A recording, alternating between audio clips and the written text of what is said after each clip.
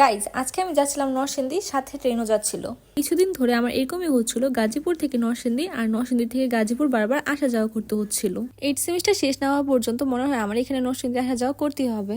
আজকে সিএনজিতে আসার সময় আমার পাশে একটা স্বাস্থ্যবান আন্টি বসে। যখনই আমি ভিডিও করতে যাই তখনই আন্টি আমার দিকে তাকিয়ে থাকে। ওনার তাকানোর কারণে আমি ভিডিও করতে পারতেছিলাম না, আর হয়তো উনি ভাবতেছিল যে আমি ওনার ভিডিও করতেছি, এই জন্যই হয়তো বারবার তাকায় আর আমি ভিডিও স্টপ করে দিই।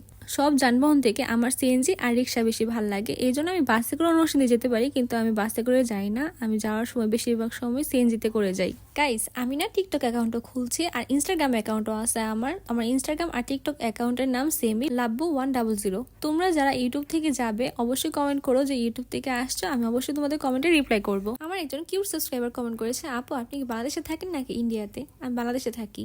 যাই হোক, অনেক কথাই ভুলে বলছি। কথা বলতে বলতে আমি নরসিংদী চলেই আসছি। এখানে এসে প্রথমে আমি একটা কোন আইসক্রিম কিনি, কারণ আমার অনেক গরম লাগতেছিল, সেই জন্য।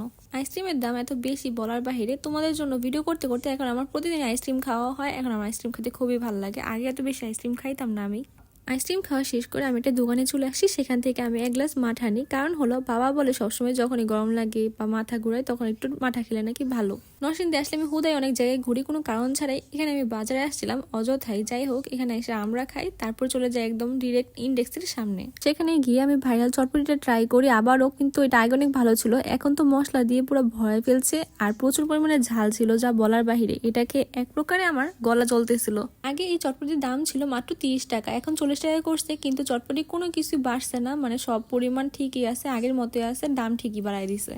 আমি আর আমার বন্ধু দুজনে একজনও চটপটি পুরোটা শেষ করতে পারিনি। আমরা দুজনেই লাস্টে একটু একটু করে ফেলে দিই, কারণ হলো গলা এমন ভাবে জ্বলতেছিল যে আর খাওয়া সম্ভব হয়নি। তারপরে চলে আসি স্টেশন। নরসিংদী আসছি আর পৌর পার্কে যাবো না তা তো হয় না। তোমরা অনেকে আমাকে পৌর পার্কে দেখো, তোমরা অনেকে কমেন্টে বলো। নরসিংদী গেলে আমি পৌর পার্কে যাই সব সময়, আর বেশিরভাগ মানুষের সাথে আমার নরসিংদী দেখা হয়। তোমাদের মধ্যে অনেকের সাথে আমার দেখা হয়েছে নরসিংদী স্টেশনের মাঝখানে আর সরকারি কলেজটার দিকে আর কি। যাই হোক, তোমার সাথে দেখা হয় আমার খুবই ভালো লাগছে। তোমাদের মধ্যে যখন অনেকেই আমাকে দেখে ফেলো বা দেখে আমাকে ডাক দিয়ে জিজ্ঞাসা করো যে আমি লাবণ্য কিনা বা লাবণ্য আপু কিনা, এইভাবে জিজ্ঞাসা করো, তখন আমার খুবই ভিতরে ভিতরে নার্ভাস লাগে, কিন্তু অনেক ভালো লাগে।